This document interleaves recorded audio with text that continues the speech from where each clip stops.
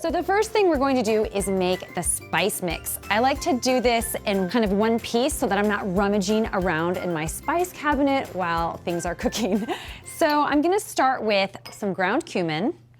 These are spices that you will be familiar with. Some ground coriander. These are all staples in my spice cabinet. Paprika.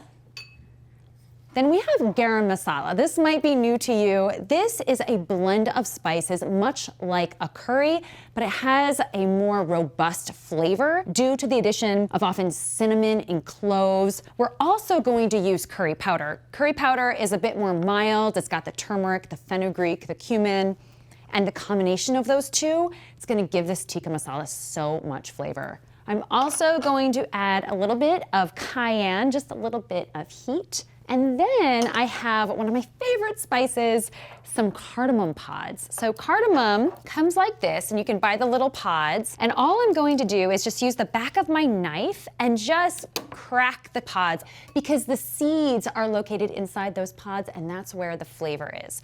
So we're just gonna pop those in whole. I love cardamom in lots of baked goods. You can steep it in milk with black tea as kind of a chai. All right, so now our spice mix is ready to go. I can set that aside. And by the way, you can do this several days or even a week ahead of time and just store it in a jar.